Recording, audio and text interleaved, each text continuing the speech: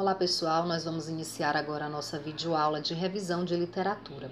Vamos tratar do trovadorismo, que foi esse movimento literário que surgiu na Idade Média. Então, quando nós falamos de trovadorismo, nós falamos do período medieval, aquele período dos castelos, né? Vocês já devem ter assistido muitos filmes que tratam de períodos de castelos, né? Como Game of Thrones, por exemplo, a série, como os filmes do Shrek. Aqueles filmes se passam no período medieval, na Idade Média, né? E quando nós falamos de trovadorismo, a gente está falando da primeira manifestação literária da língua portuguesa. Então, quando a literatura surgiu, a literatura portuguesa, foi o trovadorismo a primeira escola literária. O marco inicial do trovadorismo é a produção literária chamada de Cantiga da Ribeirinha, de Paio Soares de Taveiroz, no ano de 1189 ou 1198. Os historiadores não têm uma certeza dessa data, então aceitam as duas datas, tá? E o que era a produção literária do trovadorismo? Essa produção literária aconteceu na forma de cantigas, né, que eram as poesias feitas para serem cantadas acompanhadas de instrumento musical. Então era poesia em forma de música. Isso porque a maior parte da população era analfabeta e a música era uma forma que a população tinha para memorizar os textos. Sempre que nós estudamos uma escola literária, é importante conhecer o contexto histórico, ou seja, o que estava acontecendo na sociedade daquela época que refletia nos costumes e no modo de vida da população. O contexto histórico do trovadorismo é o domínio da Igreja Católica, né, que dominava ali as formas de governo. Como a Igreja Católica estava no domínio, nesse contexto o teocentrismo era a filosofia de vida daquele povo, né? O que é o teocentrismo? É Deus no centro do universo. Theos, do grego Deus, centrismo, centro, né? Então, o teocentrismo era uma vida moldada pela religião. Dessa forma, a igreja medieval era a instituição social mais importante até do que o próprio rei, né? Porque a igreja estava no topo da pirâmide social. E era a Igreja Católica que ensinava os valores e influenciava diretamente o comportamento e o pensamento do homem. Como principal característica do trovadorismo, a gente vai ter o quê? A poesia e a música sempre juntas, porque a poesia era feita para ser cantada ou declamada nas festas do palácio. As poesias também sempre tratavam de dois temas. As poesias líricas sempre falavam de amor e as poesias satíricas serviam para fazer críticas. O principal tema dessa poesia lírica era sempre uma devoção total à pessoa amada, né? Aquela admiração. E a amizade também era tema das cantigas de amigo.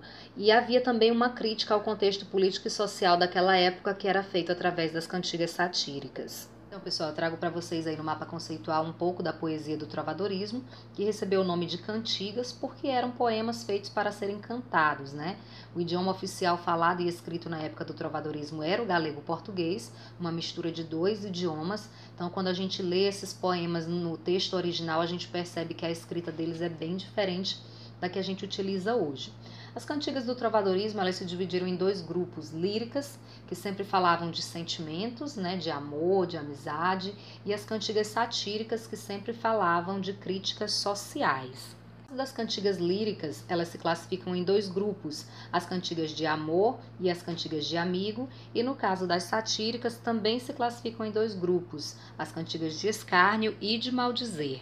A cantiga de amor é uma cantiga que a gente diz que o ambiente de produção dela é o palácio, então ela é feita para a elite. Já na cantiga de amigo, o ambiente de produção é rural, essa cantiga é feita em meio camponês, normalmente a mulher se volta para os elementos da natureza, perguntando por notícias do seu amado. Bom, o que diferencia então a cantiga de amor da cantiga de amigo? Na cantiga de amor, a voz que fala no poema é a voz de um homem, né? Então ele se declara para a mulher, e na cantiga de amigo é a mulher que se declara para o homem.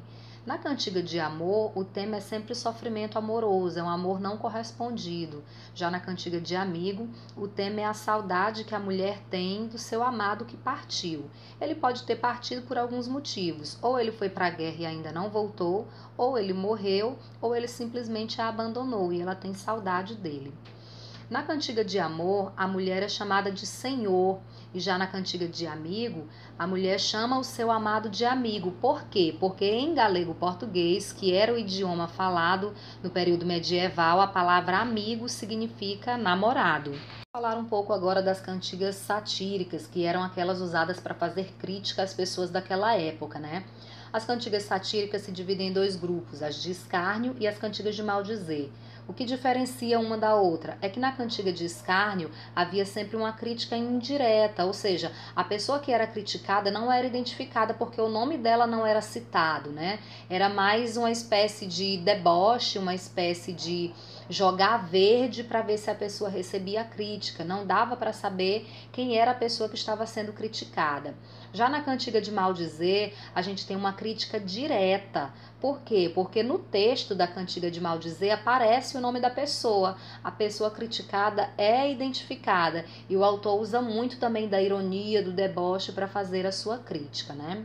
Algo importante que precisa ser falado a respeito do trovadorismo é que no trovadorismo não houve só poesia, não houve só cantigas, houve também a prosa com as famosas novelas de cavalaria, né, que eram histórias contadas pelos cavaleiros medievais narrando seus feitos heróicos em guerra. Então os cavaleiros iam para a guerra e quando eles voltavam havia ali aquele momento de festejo, de comemoração e eles contavam as suas batalhas, as suas vitórias na forma de novelas de cavalaria. Havia ainda outros tipos de produção desse período que era uma produção mais documental, mais de registro, né?